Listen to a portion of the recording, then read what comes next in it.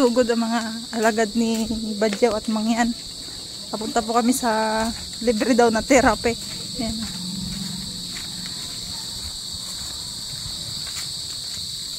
Yeah! Yeah! Pula yan sa lunsod ng San Isidro Resort. Libreng therapy daw. May therapy pa, te? Oo naman. Wala na, gabi na. Meron pa. Try natin. Muna kayo. Sorry kayo. Babay, pag-libre, titingnan natin. Try natin daw ako trabaho namin. Dari, masakit pa mo ah. Malamig mo lang. Sa pa. Nakain sila eh. Nakasaksak lang ata yan. Nakain sila. Sasaksak lang yan. Isasaksak lang yan. Excited ang Badyaw eh. Te, excited ang Badyaw. Excited ako. Yan. Dito ka tayo, sa paa. Nahabol na siya.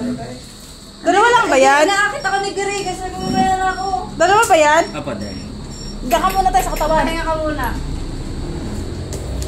Sexy oh. Sana all. Sexy. Para yung house pa kaka-out lang sa CD oh. May nararamdaman ako? Wala pa rin? Nagkakiraw-kiraw na yung... Ba, grabe naman yung pakaramdam mo, ma. Anhid na. Start ka na po. Ay! O, sa'yo 1, meron agad sa kanya. 5, bago ka makaramdam. So, ibig sabihin, na dyan pa lang po malalaman na natin kung barado or manhid na yung mga katawan natin. Gano'n. Opo. So, lalo na yung mga hirap lumakad, may pamamanas, ngalay, frozen shoulder. Yan po, number 1 po. 10 minutes lang po. Ayaw, balibre na ako. Lagi na problema yung Ay! paa. Ay! Ayan. Kung mapapansin nyo po, nag-iiba siya ng frequency movement. Once po kasi na nag-less ng time, mag-iiba siya ng movement. So, yung pinaka-acupuncture ng ating katawan. Lalo na sa mga nerves po natin. Kung may mga barado, labot ng dugo, yan po number 1. Kasi po, yung foot electro po, tinatarget niya yung mga nerves po natin. And then yung iba naman po, may tinatawag po kasi tayong patches. So pinapagamit po namin siya. Yung patches na yon, pwede mo siyang i-connect sa katawan. Kung may frozen shoulder, balakang, ngaman, yung nalay. Ayan, opo. Pwede nyo pong gamitin yun sa... Libre po dito. Ba't na ganun? Ibig sabihin po, natatarget nyo. Anong bawal pagkatapos? Dito naman po, kagandahan ng ating therapy.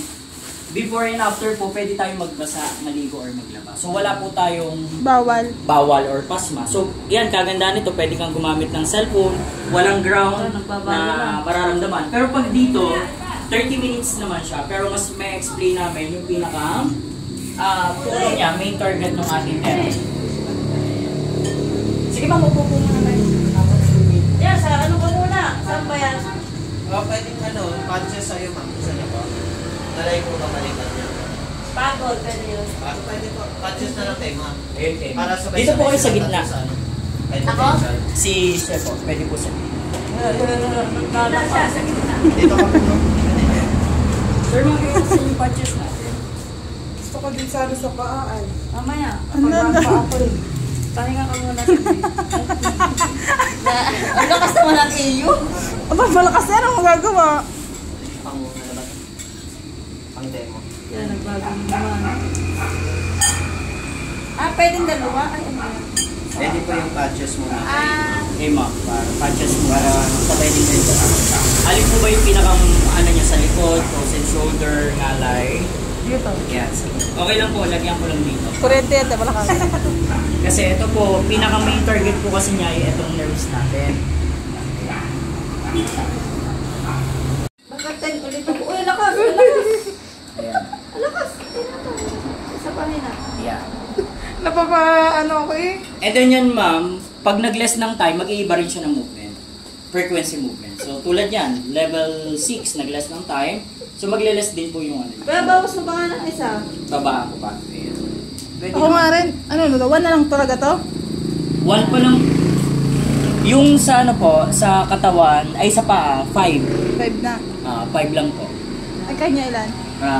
Binabaan lang din niya 5. Kasi, na ano na.